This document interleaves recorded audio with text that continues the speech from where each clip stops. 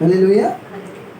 ఇక్కడ అపొస్తలుడు పౌలు ఏమంటున్నాడంటే, నేను మీకు అప్పగించిన దానిని ప్రభు వలన పొందితిని. ప్రభు వలన యేసు తను అప్పగింపబడిన రాత్రి ఒక రొట్టెని ఎత్తుకుని కృతజ్ఞతలు చెల్లించి దానిని విరిచి, ఇది మీ కొరకే నా శరీరము, నన్ను జ్ఞాపకం చేసుకున్నట్టుగా దీన్ని చేయడని చెప్పాను. ఆమేన్. హల్లెలూయా. ఆయన అప్పగింపబడిన రాత్రి యేసుక్రీస్తు ప్రభుల వారు నన్ను జ్ఞాపకం చేసుకున్నట్టుగా దీనిని చేయమని చెప్పాడు ఆయన. అంటే ఖచ్చితంగా ప్రతి ఒక్కరూ కూడా చేయాల్సిన పని ఏంటంటే, జ్ఞాపకం చేసుకుని యేసయ్య శరీరం తినాలి, రక్తం పానం చేయాలని వాక్యం సెలవిస్తామండి. హల్లెలూయా. జ్ఞాపకం చేసుకోవాలి. దేవుని పిల్లలారా, మన ఇంట్లో ఎవరైనా చనిపోయారు అనుకోండి, ఆ సంవత్సరక రోజునే మనం ఏం చేస్తామంటే జ్ఞాపకం చేసుకుంటాం. ఆ రోజునే జ్ఞాపకం చేసుకుంటాం. మన అమ్మ ఎలా ఉండేదో, నాన్న ఎలా ఉండేవాడు, తాత ముత్తాతలు ఎలా ఉండేవారు, మన ఇంట్లో పెద్దవాళ్ళు చనిపోయిన వ్యక్తులు ఎలా ఉండేవారు అని ఆ రోజున జ్ఞాపకం చేసుకుంటాం. అయితే యేసుక్రీస్తు ప్రభుల వారు పరిశుద్ధాత్ముడు ఏం రాయించాడంటే, నన్ను జ్ఞాపకం చేసుకుని తినను అంటున్నాడు ఆయన.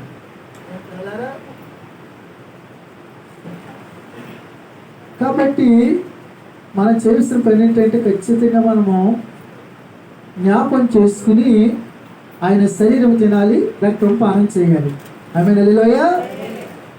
ఎందుకనంటే ఆయన సర్వమానవాని పాపాలన్నీ కూడా ఆయన మీద వేసుకుని, ఆయన పరిశుద్ధంగా ఉండే ఆయన జీవితం మనం చూసినట్లయితే ఒక్కసారి యెషయా గ్రంథము 53వ అధ్యాయము 2వ వచనం కాడి నుంచి చదువుకుందాం. యెషయా గ్రంథము.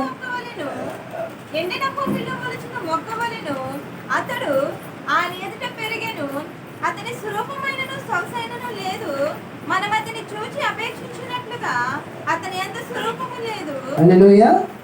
అక్కడ మనం చూసినట్లయితే యేసుక్రీస్తు ప్రభుల వారు ఎలా ఉన్నారంటే, ఆయన లేత మొక్కవలెను, ఎండిన భూమిలో మొలిచిన మొక్కవలెను అతడు ఆయన ఎదుట పెరిగెను. హల్లెలూయా. అతనికి స్వరూపమైనను సొగసైనను లేదు, మనం అతని చూసి అపేక్షించినట్లుగా అతని యందు స్వరూపము లేదు. హల్లెలూయా. మరి అంత లేత మొక్కగా పెరిగిన ఆయన, అంత అందంగా ఉన్న ఆయన గురించి ప్రకటన గ్రంథంలో చాలా స్పష్టంగా ఎంత అందగాడో అక్కడ చాలా పరిశుద్ధాత్మ దేవుడు రాయించాడు. హల్లెలూయా. ఆయన ఇప్పుడు పరిస్థితి ఎలాగైపోయిందంటే, చూడండి అక్కడ అంటాడు కదా, ఎక్కడైనా అతనికి స్వరూపమైన సొగసైన లేదు, మనం అతని చూచి అపేక్షించినట్లుగా అతని యందు స్వరూపము లేదు. హల్లెలూయా. అంటే చూడడానికి ఇష్టం లేని వ్యక్తిగా ఉన్నాడండి ఆయన, చూడడానికి ఆకారం లేని వ్యక్తిగా ఉన్నాడండి ఆయన. మరి అంత అందగాడు మరి ఎందుకు ఎలాగయ్యాడైనా, ఎందుకు అయ్యాడైనా? చూడండి అక్కడ కింద అంటాడు కదా, అక్కడ అతడు తృణీకరింపబడిన వాడు ఆయను, మనుషుల వల్ల విసర్జింపబడిన వాడును, వ్యసన క్రాంతుడుగాను, వ్యాధి నిర్మించిన వాను, మనుషులు చూడగలిగిన వాడుగాను ఉండెను. హల్లెలూయా. అంటే మనుషులు చూడడానికి కూడా అవకాశం లేకుండా ఉందన్న పరిస్థితి అయింది. ఎందుకు అని అంటే, చూడండి అక్కడ క్లియర్గా చెప్పాడు. కింద వచ్చిన అంటాడు, అక్కడ 5వ వచనంలో అంటాడు, అక్కడ మన అతిక్రమ క్రియలు బట్టి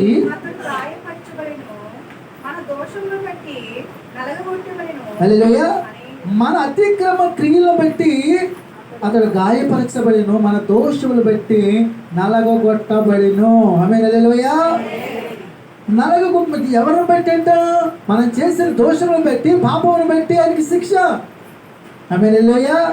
అందుకని మనం చేసిన పని ఏంటంటే, నెలకొకసారి మనం ఆయన శరీరం తింటాం కాబట్టి, రక్తపానం చేస్తాం కాబట్టి జ్ఞాపకం చేసుకుని తినాలి. ఎలా చేసుకోవాలి? జ్ఞాపకం చేసుకోవాలి. ఇంకా మనసు ఇంకా దేని మీద ఉండకోకుండా, నైనా 2026 సంవత్సరాల క్రితం నా కొరకు ప్రభా, నేను చేసిన పాపముల కోసం ప్రభా, అపరాధముల కోసం ప్రభా, ఎంతగా నలిగిపోయా ప్రభా నీ జ్ఞాపకం చేసుకుని, అయ్యా నేను చేసిన పాపం బట్టే కదని పశ్చాత్తాపడుతూ మనం ఏం చేయాలంటే, హృదయాన్ని కడుకుని శుద్ధీకరణ చేసుకుని మనం ఏం చేయాలి? ఆయన శరీరం తినాలి, రక్తము పానం చేయాలి. ఆమేన్. హల్లెలూయా. హల్లెలూయా. అందుకని ఈరోజు మనం చేసిన పని ఏంటంటే, దేవుడు జలమాసం అంతా కాచి కాపాడాడు ఆయన. మనమేమనుకుంటున్నామంటే, అమ్మయ్య ఆగస్టు అడుగు పెట్టేస్తాము అమ్మనుకుంటున్నాం మనం. అయితే ఒక్కసారి జూలై నెలలో మన చూపులు మన ఆలోచనలు, మన తలంపులు, మన హృదయ పరిస్థితి, మన కాళ్ళు చేతులు, ఇవన్నీ దేవుడికి ఉపయోగించామా, సాతానుకు ఉపయోగించామా, అసలు మనం ఎలా జీవించామనేది ఒక్కసారి ఆలోచించుకుని తినాలి. హల్లెలూయా. ఆలోచించండి ఒకసారి. పరిశుద్ధంగా వచ్చాము ఈరోజు, మనం అపరిశుద్ధంగా వచ్చామా? ఎవరికైనా పరీక్షించుకోవాలండి, ఎవరికైనా పరీక్షించుకోవాలండి. ఆమె హల్లెలూయా. ఎవరికైనా పరీక్షించి మనం ఏం చేయాలంటే ఆయన పరిశుద్ధ శరీరం తినాలి, రక్తం పానం చేయాలి. మనం పరీక్షించుకోకపోతే ఏమవుతుంది? ఏమీ అవ్వదు. నీకు ఆ రొట్టెలా కనిపిస్తుంది, ద్రాక్షరసంలా కనిపిస్తుంది. అంటే నువ్వు శారీరకంగా ఏం చేస్తావంటే ఆ ద్రాక్షరసం తాగినట్టు ఉంటుంది, శారీరకంగాను ఆ రొట్టె తిన్నట్టు ఉంటుంది. ఆమేన్ హల్లెలూయా. ఎందుకంటే నువ్వు పశ్చాత్తాపడలేదు కాబట్టి, నీలో పాపం ఉంది కాబట్టి, నువ్వేం చేస్తావు, కడుక్కోలేదు కాబట్టి నువ్వు అలాగే తినేస్తావు. ఆమేన్ హల్లెలూయా. నేను పిల్లలారా, ఈరోజు పరిశుద్ధాత్మ స్పష్టంగా మనతో మాట్లాడుతున్నాడు. దేవుడికి ఇశ్రాయేలు ప్రజలంటే చాలా ఇష్టం, చాలా ఇష్టం. అయితే ఆయన న్యాయాధిపతుల్ని, తర్వాత రాజుల్ని ఎన్నుకుని ఆ ప్రజలకి పరిపాలన అందించడానికి, ప్రజలకు నాయకులుగా పెట్టి అభిషేకించి ఎంచగా ప్రజలకు కావాల్సినవన్నీ చూసుకునేవాడు. ఆమేన్ హల్లెలూయా. అయితే ఎవరైనా మాట లేదనుకోండి, మనిషి కొన్ని నైజం ఏంటంటే మనం ముఖం ముందు ఒకలాగా ఉంటాము, మనిషి నింద ఇంకోలాగా ఉంటాం. అవునంటారు కదంటారా? అవునన్న వాళ్ళు దేవుని స్తోత్రాలు చెప్పండి. మనిషి ముందు ఒకలాగా ఉంటాం, మనం మనిషి ఇప్పుడు ఇంకొక మాట్లాడతాం. ఇప్పుడు రాజుగారు అయినా ఆ ప్రజలకు రాజుగా ఉన్నాడు. ఆయన ఇప్పుడు రాజుగారు ముందు వచ్చి ఏమేస్తారు? రాజుగారు ఏంటి మీరు చెప్తే మేము చేస్తామంటారు. అవును కదా, చేస్తారంటారు. వెళ్ళిన తర్వాత రాజుగారు రాజమందిరిలో ఉంటాడు, వీళ్ళం ఇంటికి వెళ్తారు. వీళ్ళం రాజుగారు చెప్పింది ఎలా చేస్తారు? వీళ్ళు చేస్తారా? రాజుగారు తెలియదు కదా.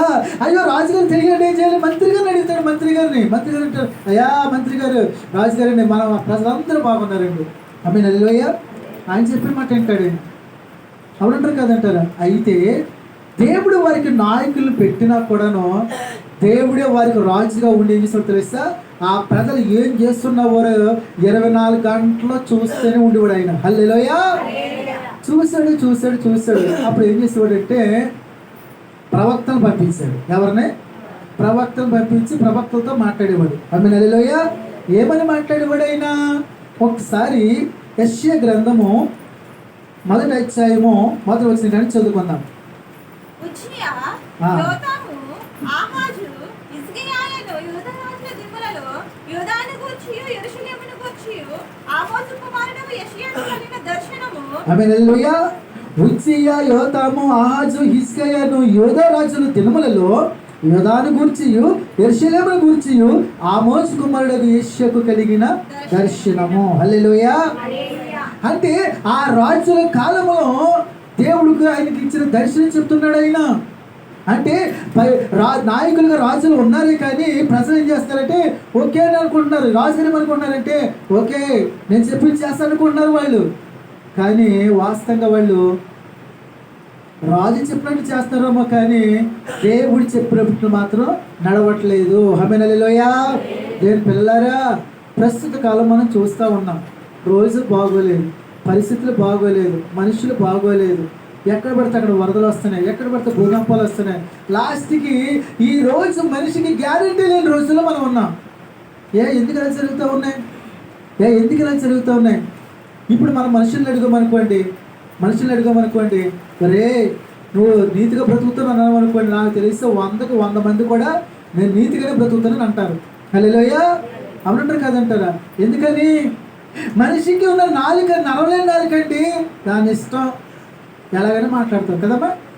ఆమేన్ హల్లెలూయా. అయితే ఎవరు ఏం చేస్తున్నారు? దేవుడికి అన్నీ తెలుసు కాబట్టి మరి ఆ దేవుడు ఏం చేస్తాడు? సామెతల్లో సొలొమోను చోట అంటాడు, ఒకడు ఏర్పరచుకునే మార్గం మాత్రకి యథార్థంగానే ఉంటుందంట, నీతిగానే ఉంటుందంట. అంటే అతను చేసిన పని ఏమనుకుంటాడంటే నేను చేసేది కరెక్టు, యథార్థమైంది, నా జీవితం బాగుంది అనుకుంటాడంట. అయితే అక్కడ ఏమంటాడంటే తొదుకు మరణానికి వెళ్తున్నాడు అంటాడు. ఆమేన్ హల్లెలూయా.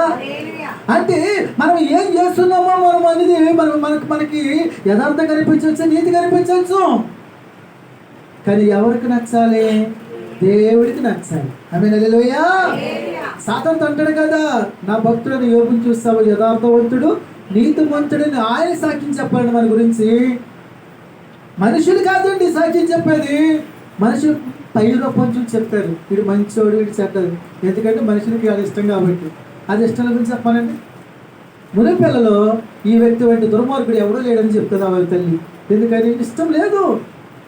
ఆమె హల్లెలూయా.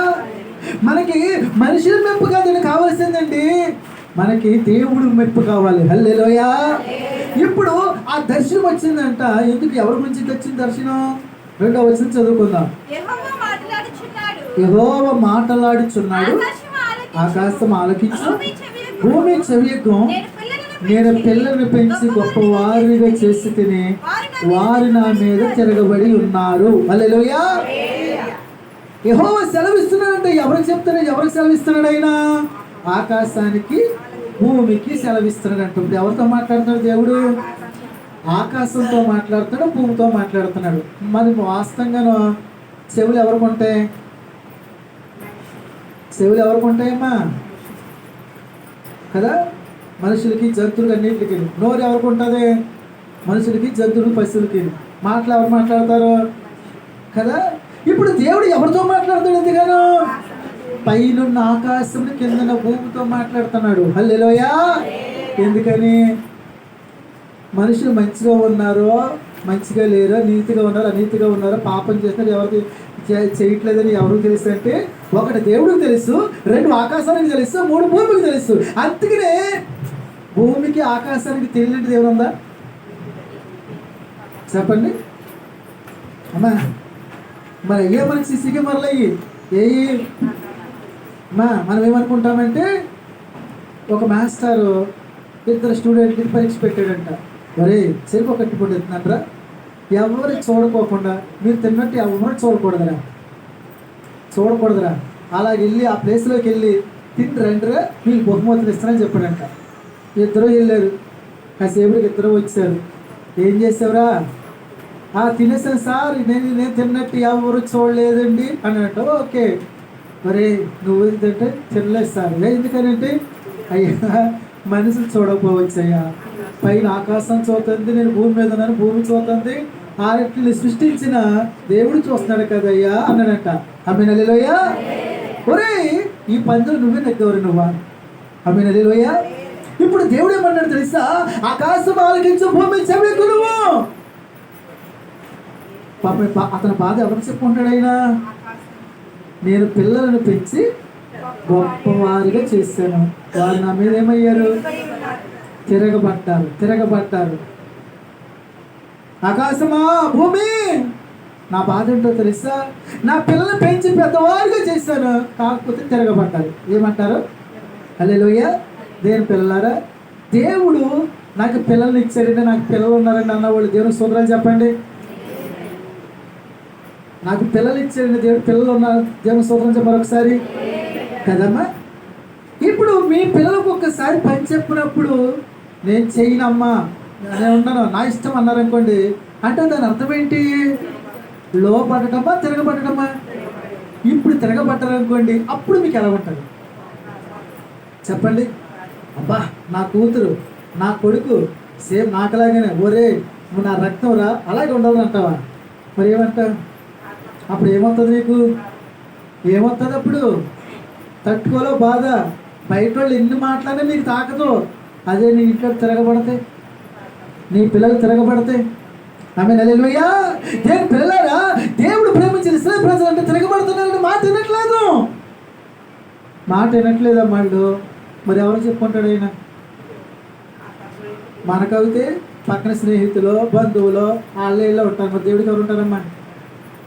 అమ్మా ఆయన ఎవరు చెప్పుకుంటాడు ఆయన? ఆకాశం ఆలోచించి తిరగబడుతున్నాను నా పిల్లలు. దేవుని పిల్లలారా, తిరగబడతాం అంటే దాని అర్థం ఏంటంటే, దేవుడు చెప్పింది చేయకపోవడం. పిల్లలు ఎప్పుడు తిరగబడతారు మనల్ని?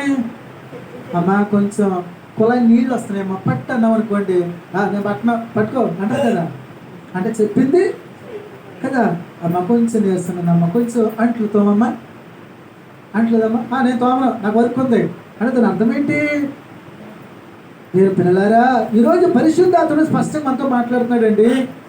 దేవుడు మనందరూ ప్రేమించి జలమస్వంతా కాచి కాపాడాడు కదా. 31 రోజులు నువ్వు లోకం నుంచి వచ్చావు కదా. నువ్వు ఆయన మాట విన్నావా, తిరగబడ్డావా? చెప్పండి, ఏం చేశారు మీరు? ఆయన మాట విన్నారా? హల్లెలూయా. చూడండి, మళ్ళీ 3వ వచనం చదవండి. ఎద్దు తన కామందు నెరుగును, గాడిద సొంత వానితోటి తెలిసికొనును, ఇశ్రాయేలు తెలివిలేదు, నా జనులు యోసింపరు. హల్లెలూయా. ఇప్పుడు ఏం చెప్తున్నాడు ఆయన? ఎద్దు తన కామందు నెరుగును, గాడిద సొంతవాని తోటి తెలుసుకును, ఇశ్రాయేలునకు తెలివి లేదు, నా జనము యోచింపరు. అబ్బా, ఎద్దు గాడిద మాట బాగా వింటున్నాయంట.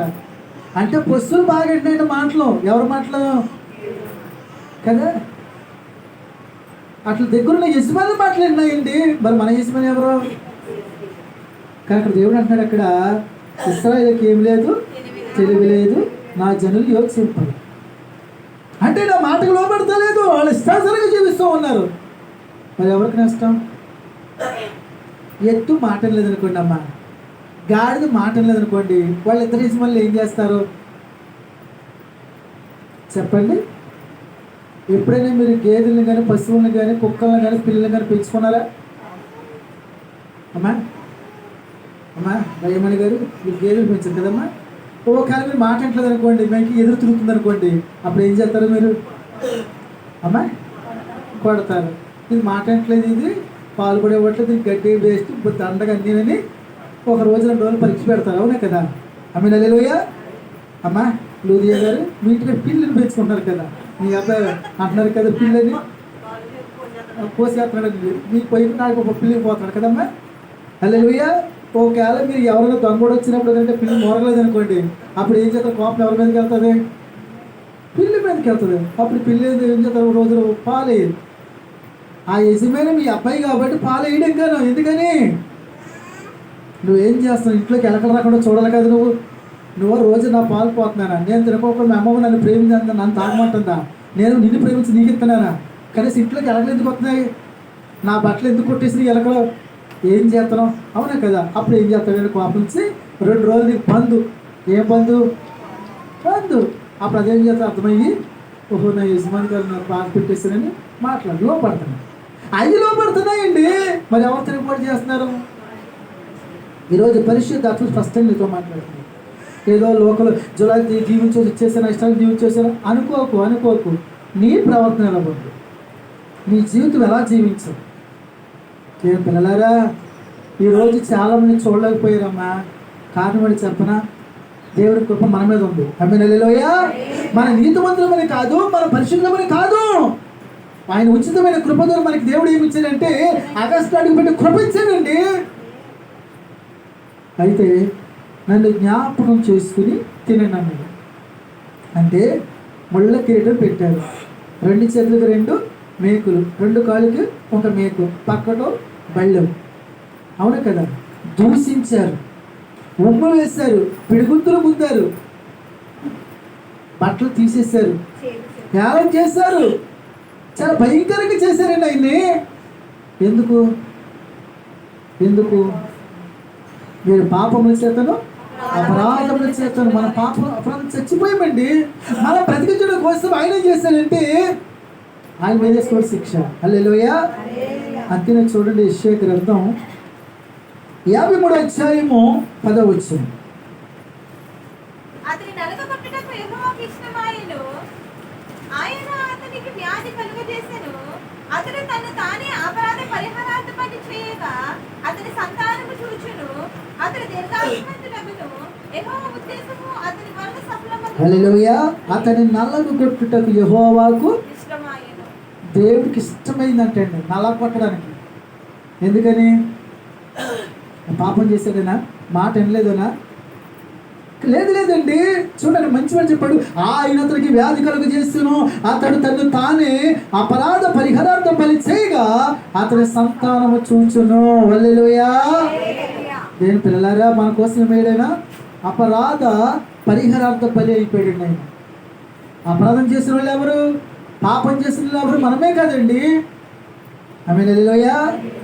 కారణం అని చెప్పిన. అయితే ఈరోజు పరిశుద్ధాత్ముడు స్పష్టంగా మనతో మాట్లాడుతున్నాడు. మరి జులై మాసంలో తలదూర నీ తలంపులు ఎలా ఉన్నాయి, నీ ఆలోచనలు ఎలా ఉన్నాయి, వాక్యానుసారంగా వెళ్ళావా లేకపోతే నీ ఇష్టానుసారంగా వెళ్ళావా ఆలోచించండి ఒకసారి. ఒకవేళ నీ చేతులు 2 చేతులు ఉన్నాయి కదా, ఈ 2 చేతులు పరిశుద్ధంగా ఉన్నాయా పరిశుద్ధంగా ఉన్నాయా ఆలోచించండి ఒకసారి. నీ 2 కాళ్ళు ఉన్నాయి కదా, మరి ఎక్కడెక్కడ తిరిగావో నీకే తెలుసు. పరిశుద్ధమైన స్థలంలోకి వెళ్ళావో అపరిశుద్ధమైన స్థలం నీకే తెలుసు. పక్కటెముక, నువ్వు పక్కలో బల్లిలాగా ఉన్నావో లేకపోతే దేవుడిని సంతోషపెట్టి పెట్టుకున్నావో నీకే తెలుసు.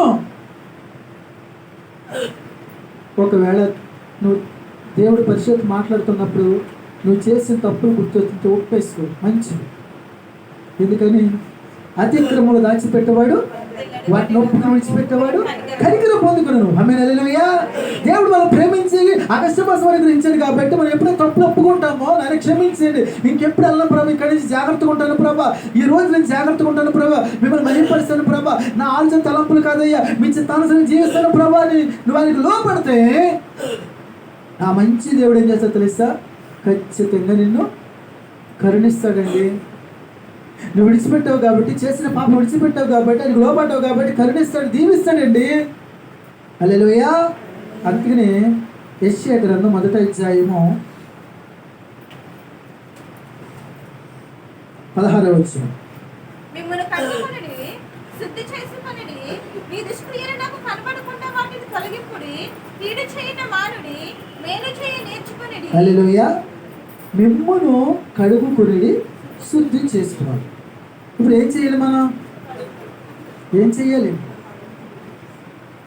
ఇప్పుడు మిమ్మును కడుక్కోవాలి మనం. పాత్రలు ఏదైనా వండాలని కూడా కడుగుతాం కదండి, కడుక్కోవాలి. హల్లెలూయా. కడుక్కొని శుద్ధి చేసుకోవాలి. ఏం చేసుకోవాలి అంటే ఒకవేళ పాపంతో మనం ఇక్కడికి వస్తే ఇప్పుడు మనం ఏం చేయాలి? ఆయన వాక్యంతో మాట్లాడుతున్నాడు కాబట్టి కడుక్కొని శుద్ధి చేసుకోవాలి. అయ్యా క్షమించాను ప్రభా, అయ్యా నేను విడిచిపెట్టేస్తాను ప్రభా, అయ్యా నన్ను మీరు కడగండి ప్రభా, మీ పరిశుద్ధ రక్తంలో కడగండి ప్రభా, శుద్ధిగా చేయండి ప్రభా అని మనం ఏం చేయాలి? కడుక్కోవాలి. ఆమేన్, హల్లెలూయా. చివరి రాత్రి యేసుక్రీస్తు ప్రభుల వారు కడుగుతామంటే పేతురు వద్దన్నాడు. కడుక్కోకపోతే నాతో నీకు పాలు పంపదు. నేను పిల్లలారా, ఈరోజు పరిశుద్ధాత్మ స్పష్టంగా మనతో మాట్లాడుతున్నాడు. మరి కడుక్కుంటావా? నీ హృదయం శుద్ధిగానే చేసుకుంటావా? ఒకవేళ నీ హృదయంలో దేవుడికి వ్యతిరేకమైన ఏమంటే తీసేసుకుంటావా? నువ్వు ఎప్పుడైతే తీసేసుకుని కడుక్కుంటావో ఆ పరిశుద్ధాత్మ నీలోకి వస్తాడు. ఆమేన్, హల్లెలూయా. మళ్ళీ నిన్ను వెలిగిస్తాడు ఆయన. నీ ఆత్మని దీపమును వెలిగించి ఆయన ఏం చేస్తాడంటే నిన్ను మళ్ళీ ఉజ్జింపజేస్తాడు ఆయన. ఆమేన్, హల్లెలూయా. కడుక్కోలేదు అనుకోండి, వచ్చిన వ్యక్తి వచ్చినట్టు వెళ్ళిపోతాం. వెలిగించబడలేదు కదా. సేమ్ ఆగస్టు నెల కూడా మీ బ్రతికిలాగే ఉంటారు. ఎలా ఉంటుంది? తిరగబడితేనే ఉంటారు. ఆయన మాట వినవు. అప్పుడు నష్టం ఎవరికి? ఎన్నిసార్లు గర్జించినను లోబడినవాడు మరి తిరుగు లేకుండా అంటాడు. అంటే ఏదన్నా జరగచ్చు మనకి, ఏదన్నా జరగచ్చు. ఎందుకని? ఆయన మాట్లాడే దేవుడు ఏంటి? ఆమేన్, హల్లెలూయా. నీతో మాట్లాడుకోవడం చేసిన పని ఏంటంటే లోబడిపోవాలి. అయ్యా నేను కడుక్కుంటున్నాను, అయ్యా మీకు లోబడిపోతున్నాను ప్రభా అని. చూడండి కింద ఇంకో మాట అంటాడు అక్కడ,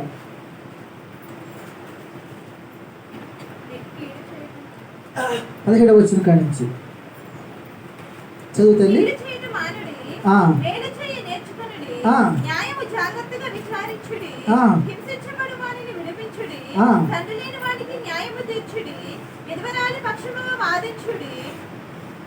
యెహోవా ఈ మాట సెలవిచ్చుచున్నాడు, రండి మన వివాదము తీర్చుకుందాము, మీ పాపములు రక్తము వలె ఎర్రనివైనను అవి హిమము వలె తెల్లబడును, కెంపు వలె ఎర్రనివైనను అవి గొర్రెపుచ్చి వలె తెల్లనివగును.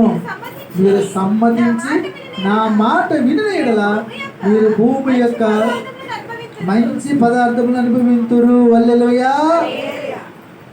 ఏమన్నాడు ఇక్కడ? అయినా మీ పాపములు రక్తము వలె ఎర్రగా ఉంటే తెల్లగా మార్చబడతాయి. ఆమేన్, హల్లెలూయా. కెంపు వలె ఎర్రగా ఉంటే గొర్రెపుచ్చి వలె తెల్లగా ఉంటాయి అంటున్నాడండి ఆయన. అని చెప్పి మీరు సమ్మతించిన ఆ మాట వినిలా మీరు భూమి యొక్క మంచి పదార్థంలో అనుభవించుదురు. హల్లెలూయా. అప్పుడు ఎంత ఆశ్చర్యమైన మాట ఏంటినా, ఎంత ఆశ్చర్యం అండి. నువ్వు దేవుడికి లోబడు, ఈరోజు పరిశుద్ధంగా ఆయన శరీరంతో రక్తం త్రాగి వెళ్ళు. ఈ నెల నీకు నీ జీవితంలో, నీ కుటుంబ జీవితంలో, నీ ప్రజలతో గొప్ప కార్యం చేస్తాడు ఆయన. హల్లెలూయా. ఎందుకంటే నువ్వు ఆయన మాటకి లోబడ్డావు కాబట్టి. దేవుని పిల్లలారా, మరి పరిశుద్ధాత్మ స్పష్టంగా మనతో మాట్లాడుతున్నాడు. మరి సరి చేసుకుంటావు హృదయాన్ని? నీ హృదయాన్ని సరి చేసుకుంటావా? నీ హృదయం సరి చేసి ఆయనకు లోబడతావా? నువ్వు ఆయనకి లోబడు, పరిశుద్ధాత్మ నీలో ఉంటాడు. ఈ ఆగస్టు మాసం నీకు ఎలా ఉంటుందంటే ఆశీర్వదకరంగా ఉంటుంది. హల్లెలూయా. ఎప్పుడు ఎప్పుడు ఆయన మాటకి నువ్వు లోబడినప్పుడు. మరి లోబడతావా? నువ్వు లోబడతావా? ప్రార్థన చేసుకుందాం. అందరూ కూడా మోకరించండి, ప్రార్థన చేసుకుందాం.